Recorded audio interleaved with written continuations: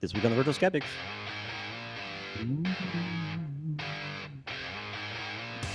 Bob is an egg-throwing radical. She's got her eggs in one basket. And Tim may be an egg short of an omelet. I'm the host, Brian Gregory. And here are my 10 bands, and one of them was a lie. No. Oh, God. My 10 bands. Hi, welcome to the show. This is when we talk funny and do silly things. No. That's the whole show, really. Yeah, pretty much. Pretty much. We just kind of say stuff, and thank you for the one person who's watching right now. Oh. Person. Yay. Let me introduce these guys and stuff and things. Okay, so this guy is Bob Blaskowitz. CSI is conspiracy guy, web columnist, blogger for Skeptic Humanities, and the Skepticality contributor. And this is Eve Siebert, editor and blogger at Skeptic Humanities and contributor to Skepticality and Insight at skeptic.com. And there is no Tim. And there is no Barb. There is no Tim, and there is no Barb. I apologize. It's clearly, I feel like I'm letting our viewer down. Yeah, the Tim contingent and the Barbara contingent are missing. So, I'm sorry. So this is how you doing? I'm doing great. How are you doing? This is like a reunion show. I know. It's weird. It's like I feel like I haven't done this in since 2016. Since we had a Democrat in the White House. No. No,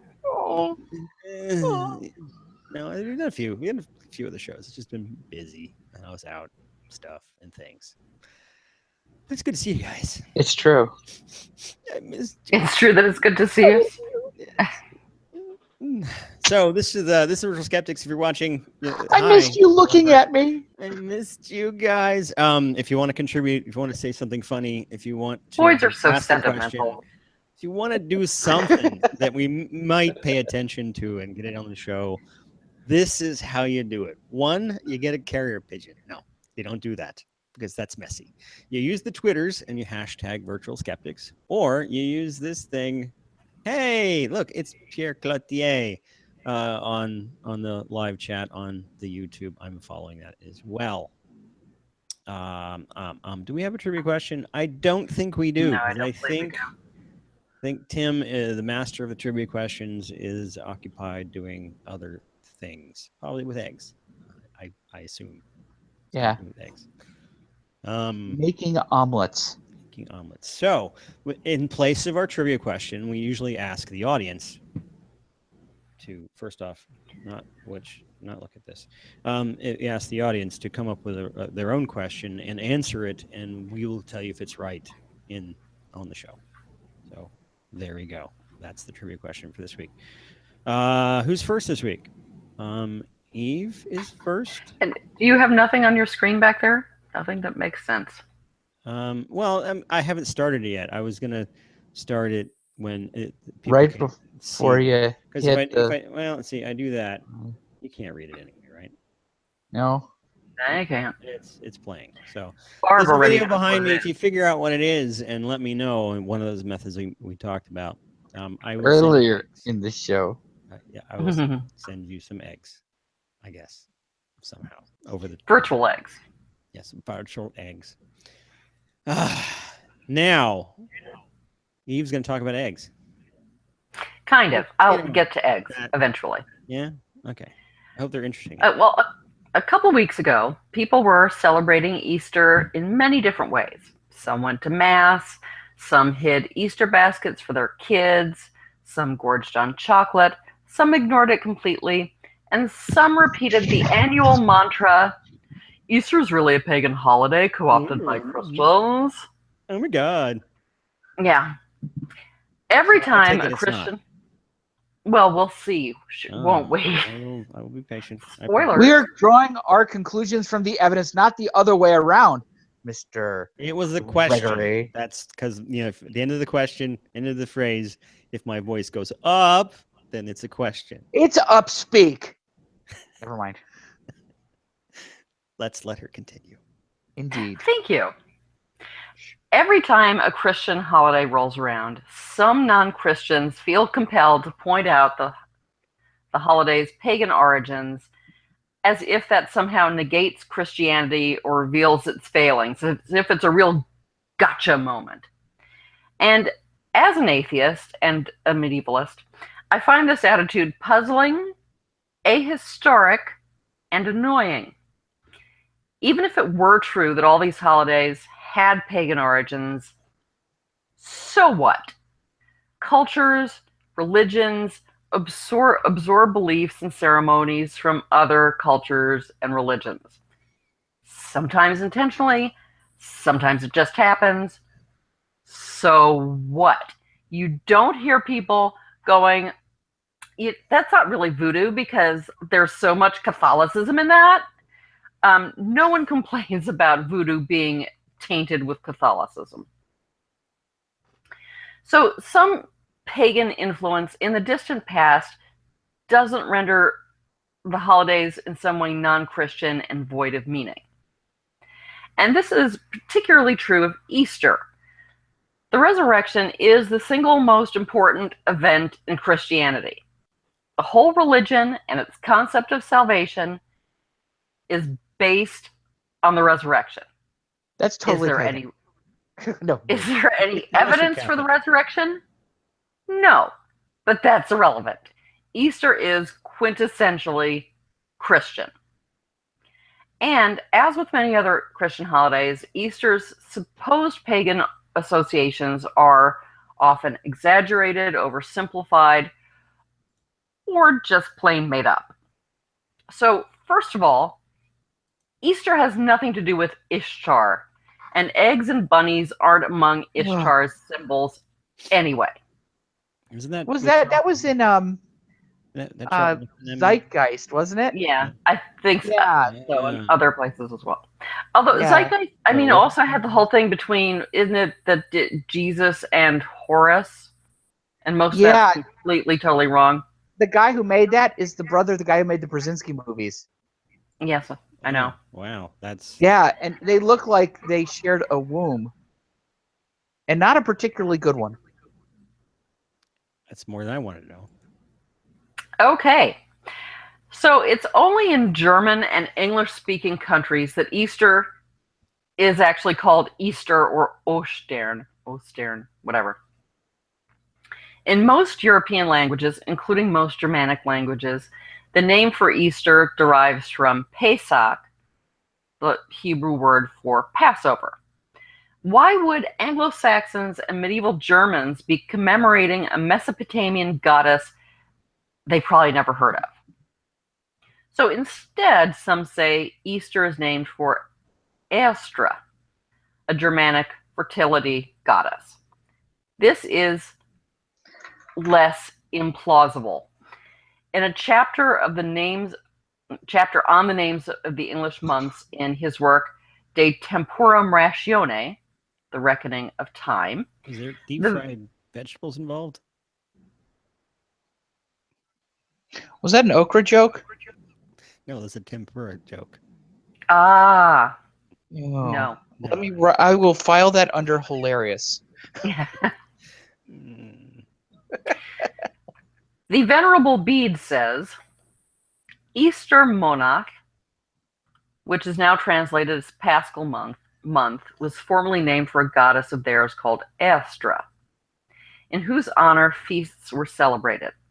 Now they call the Paschal season by her name, calling the joys of the new rite by the time-honored name of the old observance. This is the only evidence for Aestra. A comment by an 8th century monk whose knowledge of pagan practice was pretty iffy. He probably didn't make Aestra up, but he may have basically interpreted her into existence based on the name of the month. Aestra, or Easter, is etymologically related to Eos and Aurora, the Greek and Roman goddesses of dawn. The word east has the same origin. It's possible, therefore, that Easter was named for this goddess in English and German-speaking countries. However, According to historian Ronald Hutton, it is equally valid to suggest that the Anglo-Saxon Esther month simply meant the month of opening or the month of beginnings, and that Bede mistakenly connected it with a goddess who never existed at all, unlike most goddesses, or was never associated with a particular season, but merely like Eos and Aurora with the dawn itself. So even if Astra was worshipped as a goddess in the spring, we know absolutely nothing about her or about these celebrations. And there's no reason to think her worship influenced the celebration of Easter in any way. Now, if you search on the prestigious internet, you can find interesting information about her, but it's all pretty speculative. For instance, a website called The Magical Art of Thalia Took, you know that's going to be reliable, says Astra is the Germanic goddess of spring, also called Ostara or Astra, which is exactly the same thing, really. She, by the way, she and her are capitalized. She gave her name to the Christian festival of Easter, which is an older pagan festival appropriated by the church, whose timing is still dictated by the moon. Modern pagans celebrate her festival on the vernal equinox, usually around March 21st, the first day of spring. Which, never mind. Astra is connected with renewal and fertility.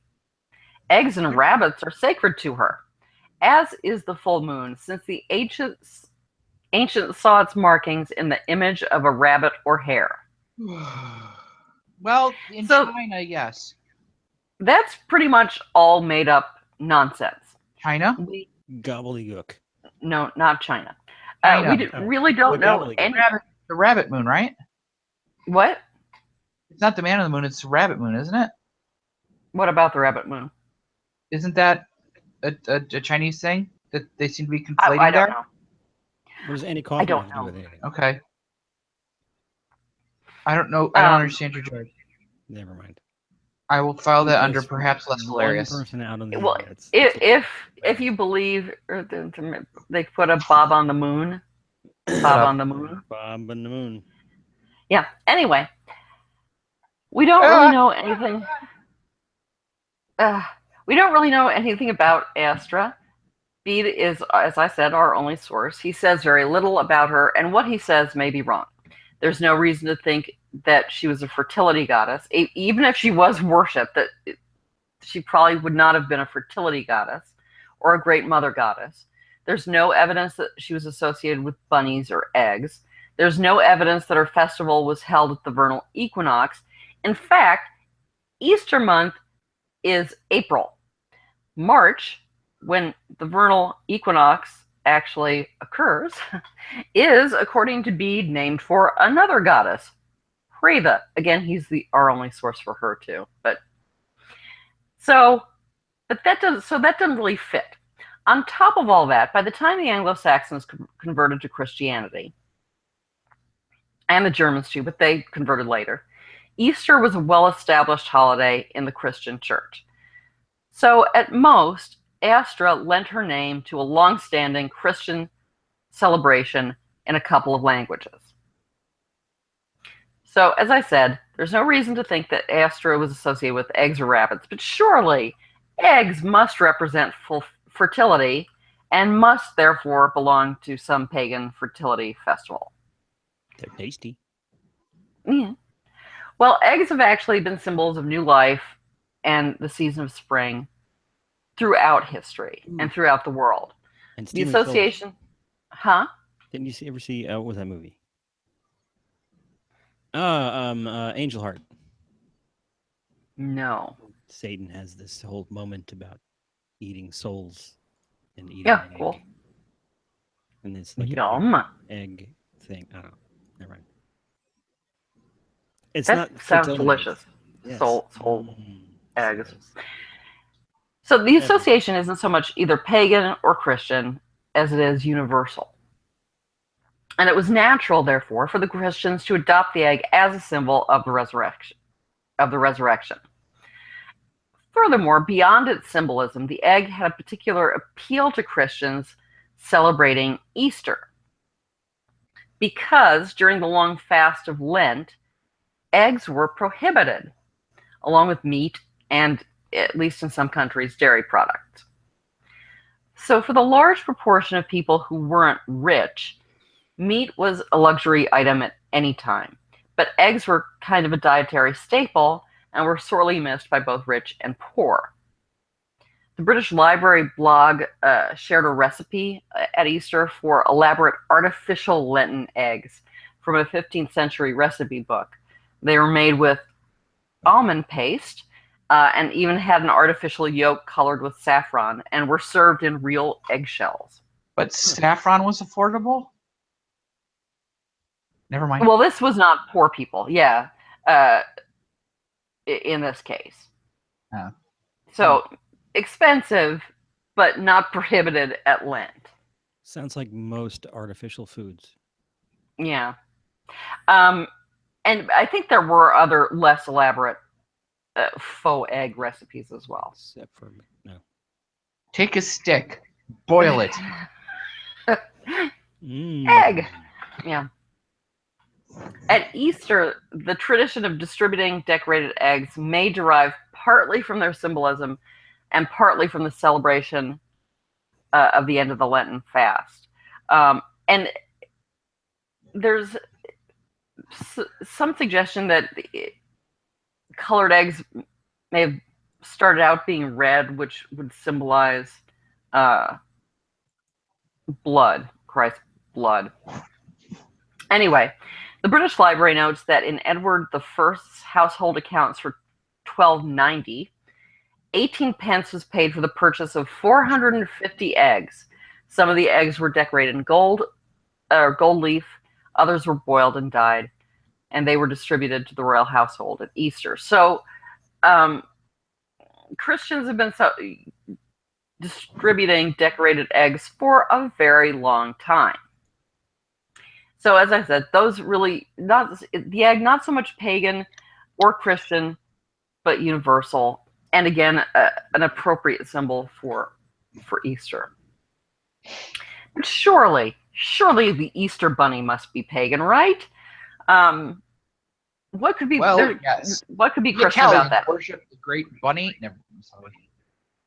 Well, I'm not really sure. I didn't find as much really reliable information about the Easter bunny as some of the other stuff. I know that does sound weird, doesn't it? But I'd be inclined to say that the Easter bunny is more secular than pagan.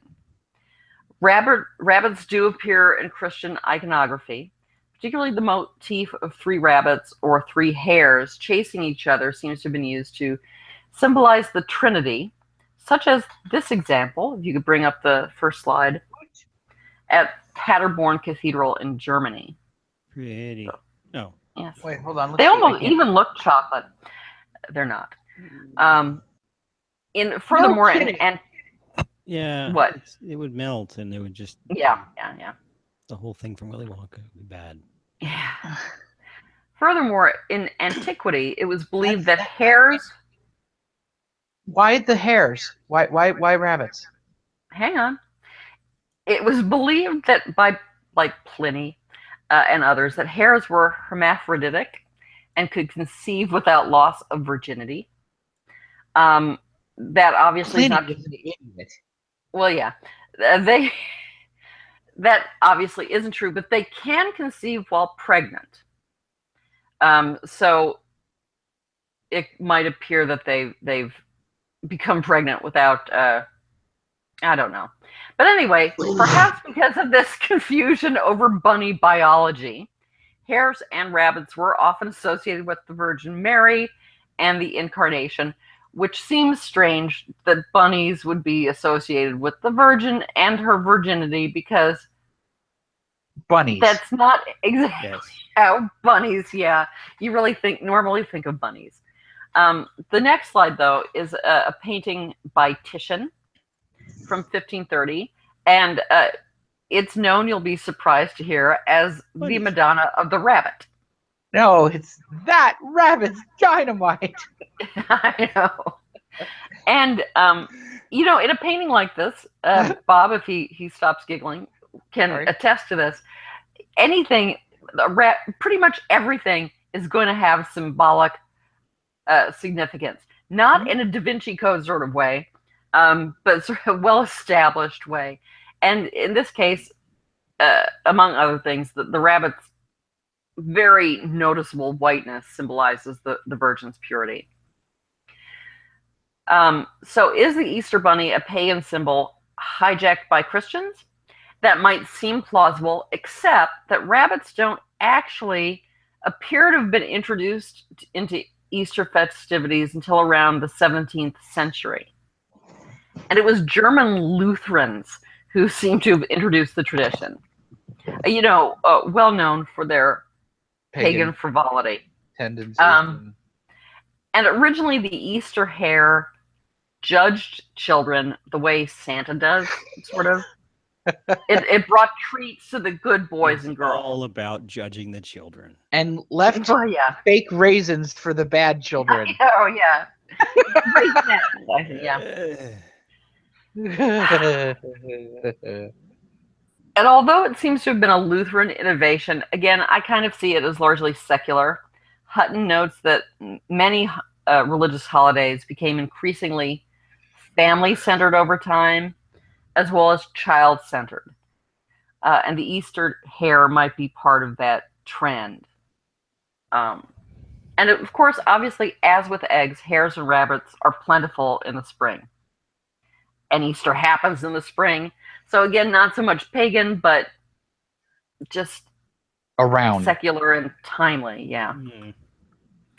So really, although certain elements of Easter celebrations aren't particularly Christian or have become divorced from their Christian roots, there's precious little about the observance of Easter that is really pagan.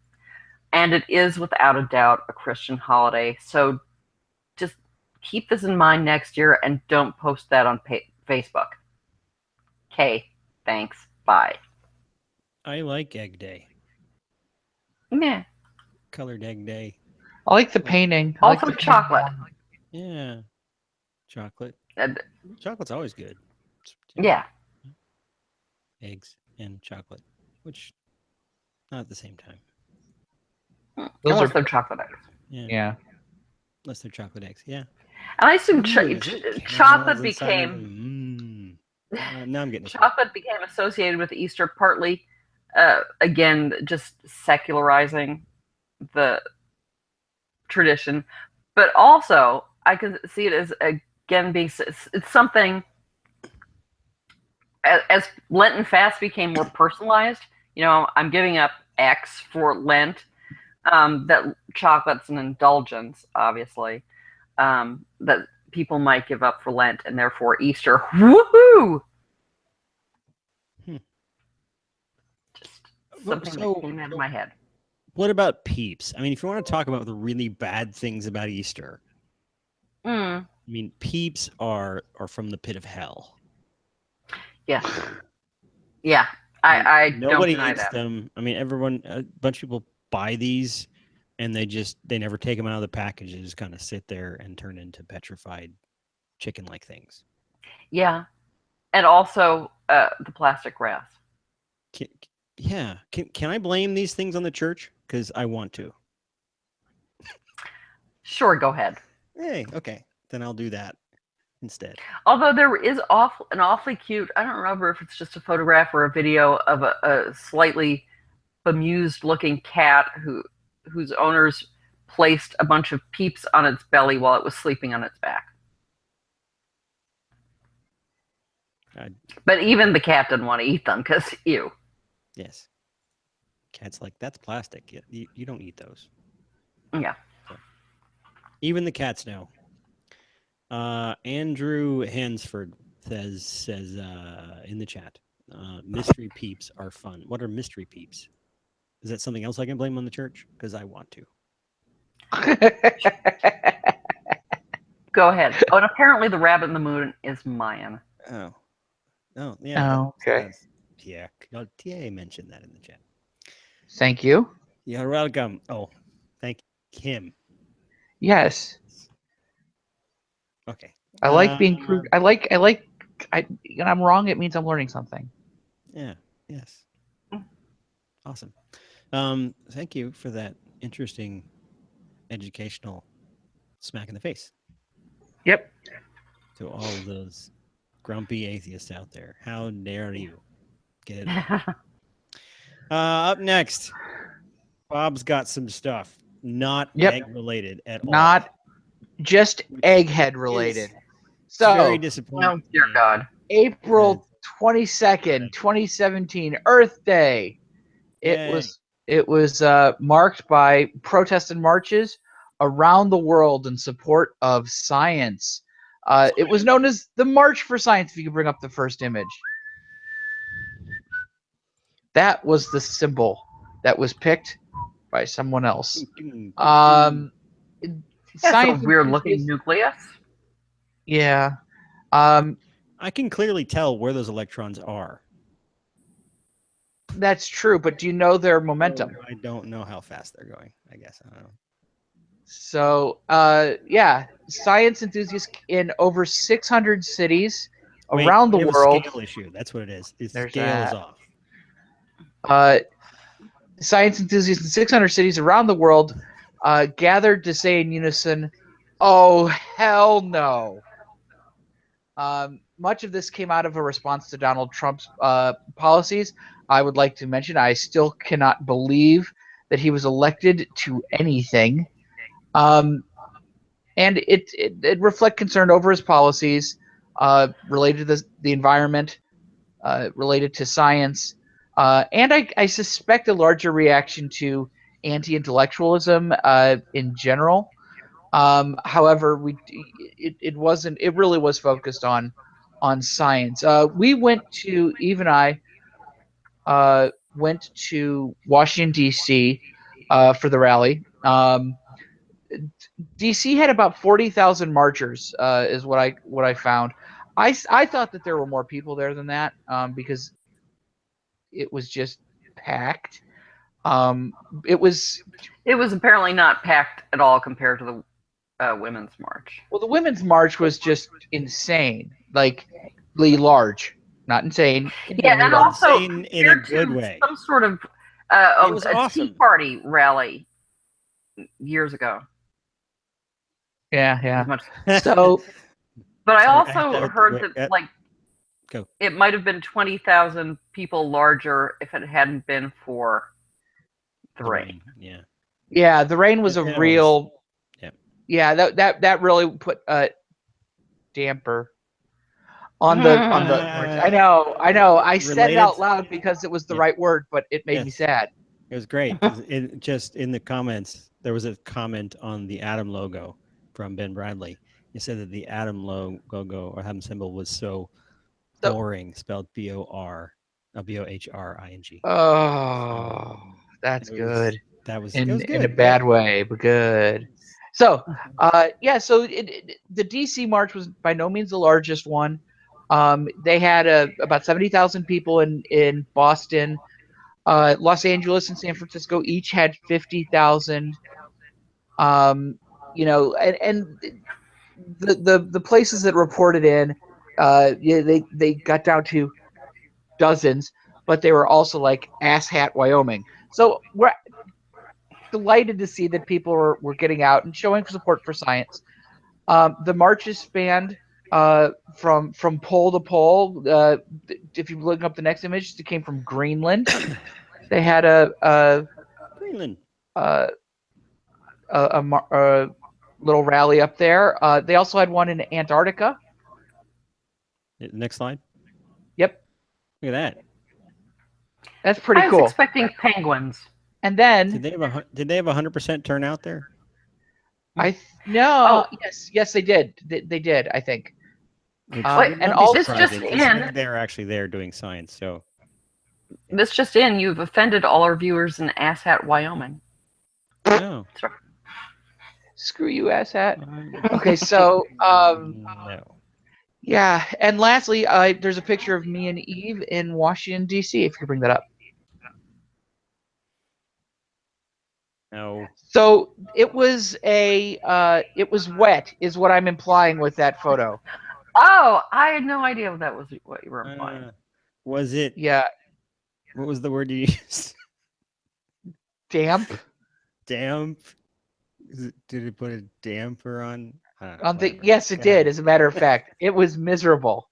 So we got there, and the first thing that we saw when we came out of the subway, there's a woman there with a sign saying that Wi-Fi was killing bees, Mm. and that was Also, other signs saying that free Wi-Fi was available and provided by I don't remember who. The By people bees, that- apparently. but no, that was the only kooky sign that I saw. it wasn't the only kooky sign around. Yeah, I've heard Well, about what else other did you cookies. see? Oh, I didn't say I saw any others, but personally, but there apparently I would were say for every kooky Kyra. sign, there were at least 100 normal signs. It was by I'm no not means a saying diluted or divert. No, but people who were kind of naysaying. Oh, there were the aggressive vegan signs too. Well, yeah, that there was okay. There were the aggressive vegan signs right at the entrance. The crazy people Were there any? stake Were out there the any high aggressive traffic areas. CrossFitters? Huh? Were there any aggressive CrossFitters? Eve, will you interpret that joke for me?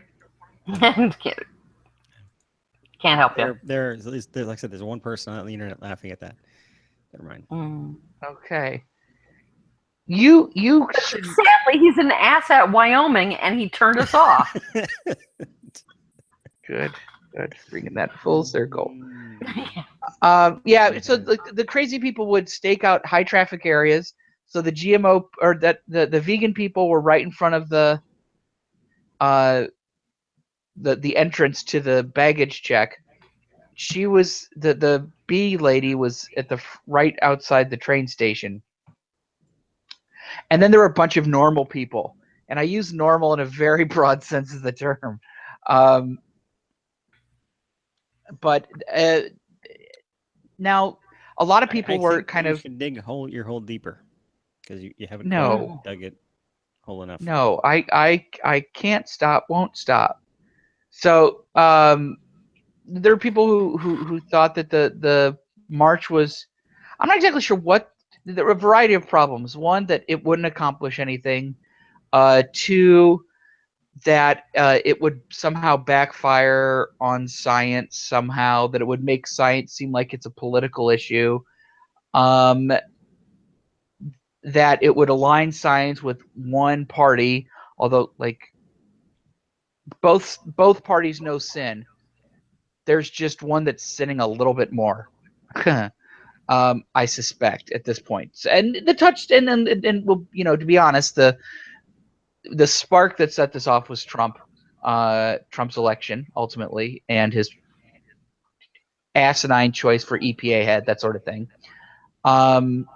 So I can see where those criticisms might be, but I really haven't seen that materialize very much. I saw Fox News. What will the backlash from the science march be? But Trump's just going to set the earth on fire despite the marchers. Yeah, I don't know. Like, oh God, that might have actually happened. Let me check. Yeah. So, what was accomplished there? In practical, it depends. When we were there, we saw the back of heads. Really, we were standing in the bag check line, and it was the least effective baggage check I've ever encountered. It was completely unnecessary, as far as I could tell. Completely ineffectual. But we stood in line for 2 hours. Yeah, and then they didn't look inside our bags. I know. They didn't even ask, like, do you have a bomb? No, really? Do you have a bomb? Are you honest? It wasn't even that level of security. It was the just flap like, of your purse. Okay, come through. Yeah, they tap your bag with a chopstick, And No, they didn't even do that for me. Did they do that for you? yeah, I got a chopstick in my man sack. I didn't. I didn't have a man sack. But no, he just literally said, "Oh, hold up the flap of your purse," and then said, "Okay." So anyway, we wasted a lot of time, but the whole time it was drizzling, and so by the time we got to the actual grounds, it was full. It really was full. And the only place and muddy, and the only thing that you could really see was from you could see the side of the stage. You couldn't even see the screens where what was on stage was being projected. Now, I heard Bill Nye talk. We heard She Blinded Me with Science, sung by the Blinded Me with Science Good Time Band, or whoever the hell. Thomas Dolby, and he is a professor here in Baltimore at Hopkins. Did we hear someone He's got covering actually a science the guy. song? I thought it was him. But Was he actually there? My understanding is thought he so. was there. So yeah. Oh, I mean, if awesome. he was there and he wasn't the one doing the song, that would be weird. That would be weird. Because we did hear a lot of bands doing covers. It was a celebration of cloning technology. What? Never mind. There's one person on the internet because I wanted heads in jars. And it was me. So, there was a downpour by the time we got to the main grounds, and we weren't going to stand for an hour and a half getting poked in the face with umbrellas. Yeah, there's that. Eve is a very small person. I don't know if you know this, but she's about 2 feet tall and couldn't see. Oh, yeah, she's sitting on a whole stack of phone books. She really is just a head.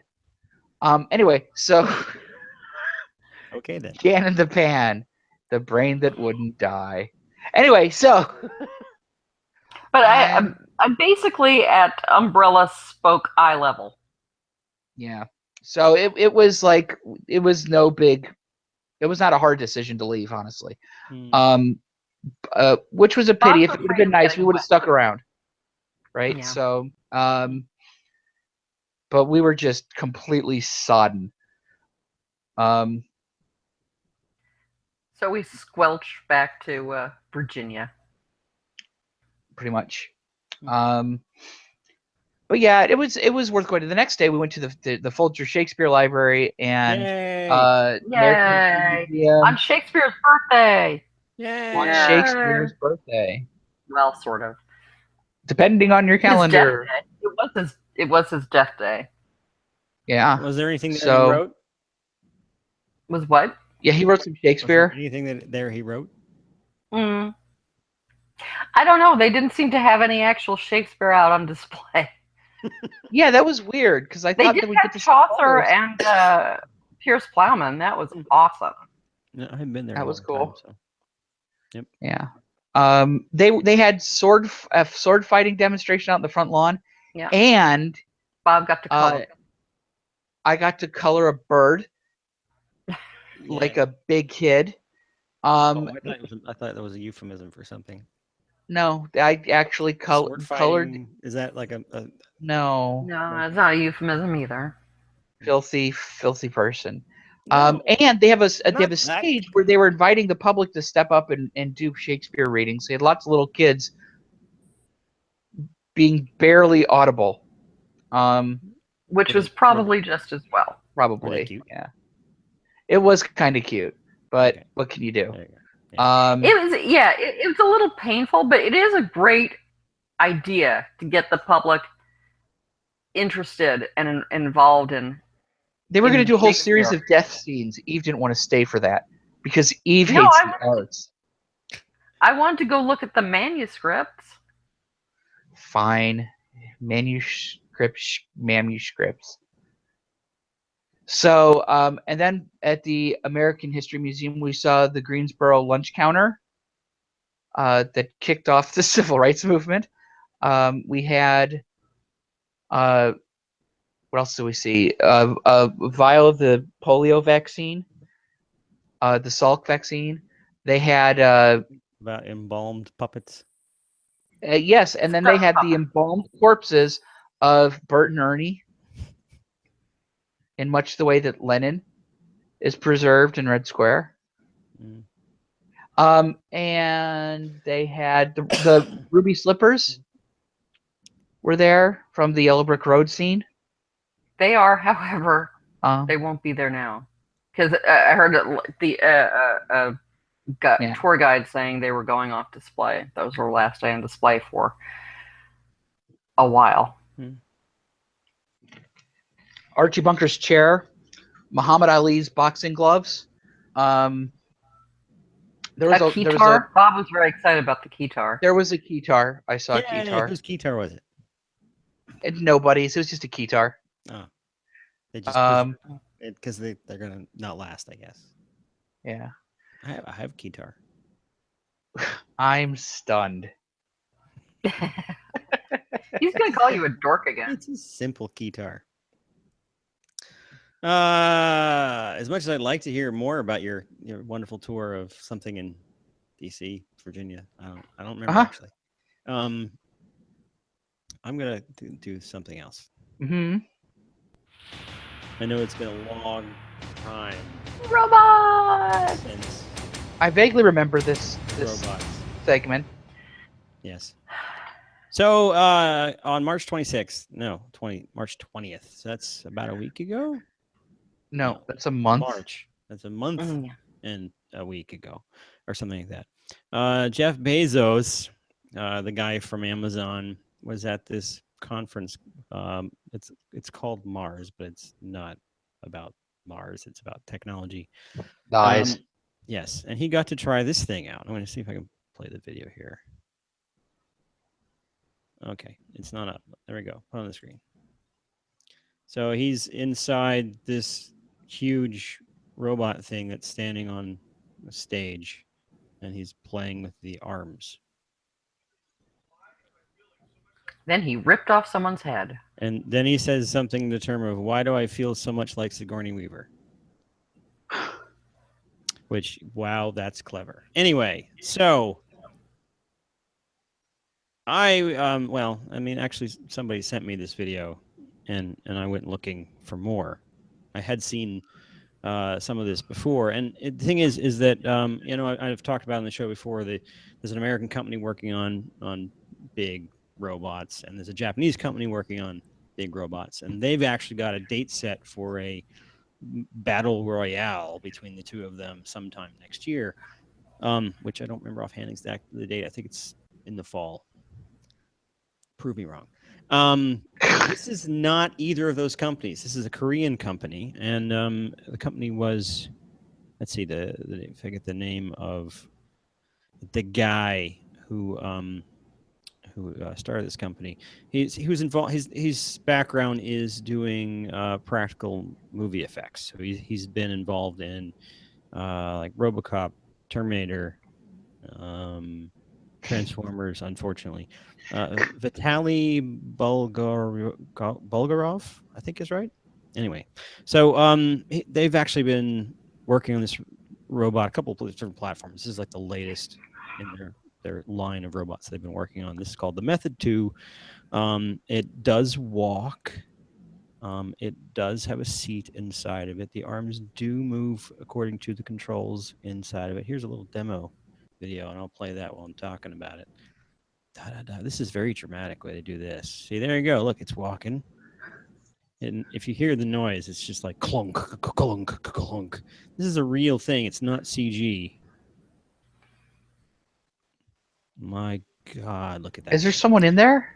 Yeah, that one looks like there's someone in. Now, if you look, it's tethered to the ceiling, so they don't trust it enough yet. And also, if you watch it, like go on a rampage. It's turning now. If you watch closely the way it walks, it's not a very capable walking gait. It's the same kind of gait that there's a lot of simple walking robots use. Asimo. I forget the terminology for it, but it's a gait where they're like stepping constantly, and that's how they maintain. They are constantly shifting weight back and forth, and that's how they maintain their position. So they can't very easily walk over things, and they can't very easily step down and maybe squat. And there's all these other things that it's clear that the robot doesn't know how to do yet. But it may. It seems like it's capable enough that they can just figure out the software. The other thing is, if you watch it walk, the arms kind of flop all over the place.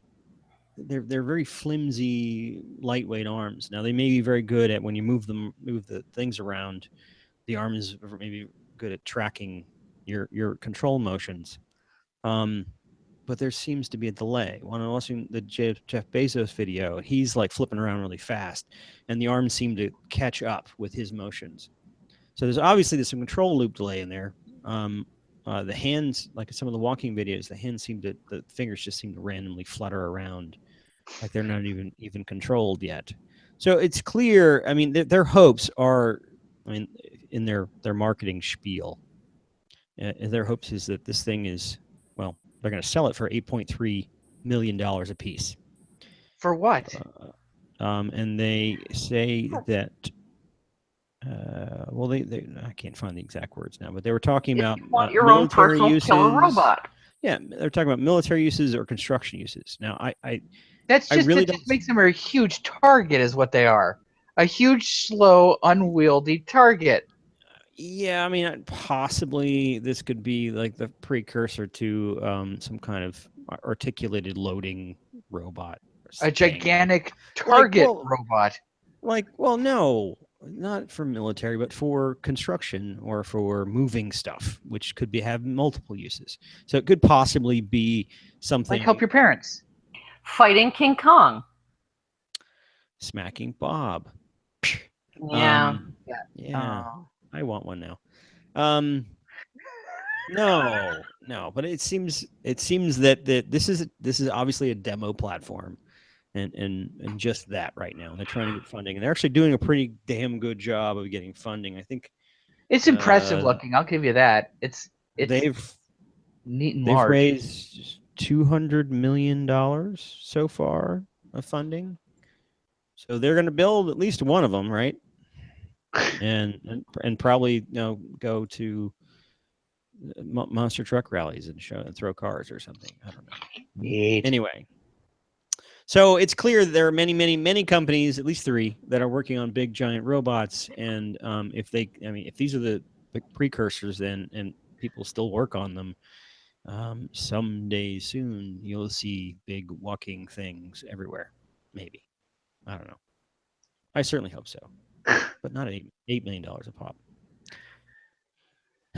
And we just have to teach them to make other robots, and then, well, actually, that's the first step towards gray goo, isn't it? That is pretty much the first step towards. So yeah, never mind then. And I mean, by then we're probably already doomed, but we've already kind of doomed ourselves. But anyway, on that note, wasn't that cool? That was cool. Now there was one other little thing. That I don't have pictures for, but let me see if I can pull it up here. There, you remember that little kind of egg-shaped security robot I talked about early in the show? It was supposed to like patrol parking lots and video people doing bad things, whatever. So it essentially was supposed to put security guards out of business. How'd that go? Well, apparently a guy was arrested this week for assaulting one. He was intoxicated and belligerent, and knocked the thing over and kicked it a few times. I guess I didn't see the video, but apparently they did find him and arrest him for vehicular assault. I don't know, whatever the heck you're calling that now, and in jail for it. So. Did they have to get a bunch of King's Forces and King's Men's to put the robot together again? Actually, I was according to the article, he was righted and polished up and was on the job the same day. Wow, what a trooper! Is he gonna have to testify in court against the guy? I think Can you so. point to the man who knocked you over? Well, I mean, it was him. Video surveillance is submissible in court, so he won't have to show up. But it would be cool if he was. But it is his own video surveillance, so it's almost like he has he's to showing be up. there. Yeah, Like, it's just yes, kind of like that's he my is, yeah. video, and yes, that was the man who assaulted me. Yes, so that would be anyway. So Robo hate crime is already starting. It's real. It's a real thing. There It's you on the uptick since Trump was elected. go. I will make sure that link. Well, there was the robot that was wandering across the country. Didn't that get the hitchhiking. assaulted? Yeah, that did Yeah. get his ass kicked. He got. Well, it wasn't clear if that was a real video or staged. Mm. Yeah, And I think that the jury was still out on that. I don't know if it was a hoax. I think maybe it was. And I'll have to go back and look. Yeah. At it.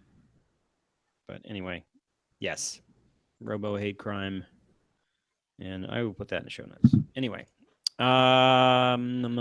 anything else? Anyone have any comments on the Twitters? No. Everyone is just politely watching us. with blank wrapped. stare They're faces. wrapped. They're Yes. wrapped in saran, actually. And there we go. What do we normally do now? I don't know. I haven't done this in so long. We got announcements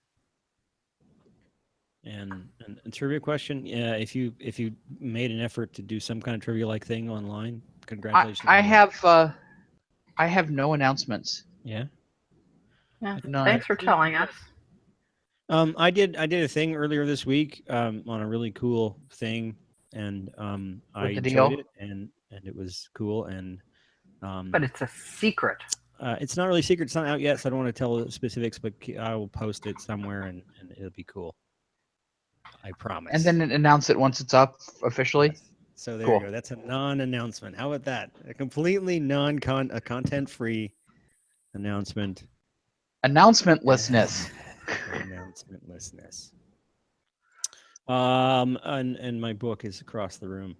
I don't know where it is. I have a book. Yeah. Why don't you do your book thing? Let me see if I can find the. And I will try to. Okay. Toward the end of his book, Tennant points out that almost all the remedies he's prescribed come from more than 80 plants that his readers could grow in their gardens, that no more than 5 or 6 foreign medicines are included, and even these are cheap. As clearly shown in these two examples, Tennant, like many other physicians of the day, believed in bloodletting. Most doctors thought the human body held 20 quarts of blood, not the 5 quarts it actually contains. That causes problems. Yeah, I think it would cause problems if you're taking blood out, and and stuff. You have a book, Eve? I'm still looking at mine. Lily Pratt had introduced Emily to Henry at a meeting of the Irving Literary Circle at the stately Pratt home at 232 Clinton Avenue in Brooklyn. Henry attended these meetings as early as 1880. By then, he had compiled a chart in his small, fine clerk's hand in violet ink, noting the strengths, weaknesses, and stylistic differences among Burns, Byron, Elizabeth Barrett Browning, Longfellow, and Tennyson. All I got is a really quick little quote. Here you go. It is an impressively arrogant move to conclude that just because you don't like something, it is empirically not good. I don't like Chinese food, but I don't write articles trying to prove that it doesn't exist. What is your book, Bob? My book is David Dary's Frontier Medicine. Frontier Psychiatrist. What? Oh. Another reference that no one's going to get. Interesting. Wow. Bloodletting. I'm reading that. Yes. What's your book, Eve? Collecting Shakespeare, The Story of Henry and Emily Folger by Stephen Grant. That's a signed copy. Signed copy. I like the picture. I like the people. Those are cool. Got it from, you'll never believe it, but bought it at the Folger Shakespeare Library. Huh. Cool. Well, mine is from this deeply intellectual book that I've been reading while I was on vacation last week. That it's so wonderfully full of wisdom and stuff. It's Bossy Pants. It's Tina Fey's kind of tongue-in-cheek biography that she wrote back when she was doing Sarah Palin on Saturday Night Live all the time, and was getting very popular. It was kind of a stupid read, but it something to read on the beach and not think about too much. It was fun, so worth a read. You can get it for like I've got it in a bargain bin, so I didn't even have to pay full price. Anyway, I finished the last Policeman series recently. yeah. Which is about a private eye. An asteroid is coming to destroy the planet, and he just got promoted to detective, and he's going to do what detectives do. He's just going to detect, even though humanity is doomed. So, yeah, it's a weird premise, but it works. It's all right. What? Did you identify the movie on the screen? Oh, no, I didn't identify the movie. Nobody cared, but that's okay. I think I might have actually put it up there before. Maybe not here, but at my old apartment. And you could probably see it better. It's one of my all-time favorite time travel movies, and it is confusing as hell. And just those two comments right there, most people who've seen it would immediately know what I'm talking about. And it's a movie called Primer, and it was done on like a shoestring budget, like, and it won a bunch of awards when it came out, and it's worth a wonderful mind trip movie. And no, you won't figure it out because nobody figures it out. It's just kind of confusing, and that's cool. So there you go. Thanks for playing. Are we done now? Is it the time to do the thing with the stuff at the place? I think it might be. Yeah. Yeah. He is nobody. Hi. Thanks for coming to the last part. No, I'm kidding. You can watch on YouTube later. No, Over and over. and over. Yep. There will be a quiz next week. Awesome. Yes, there will be. So, logo, music. Nap time. Nap time. Virtual Skeptics is an independent production of whatstheharm.net, Skeptical Humanities, myself, ICBS Everywhere, and Doubtful News. Our logo is designed by Sarah Mayhew at sarahmayhew.com, and our theme music is by Music Camp and used with permission. I was mucking with the timing that time. I don't know. Anyway. Yeah. Touch yourself. Ah!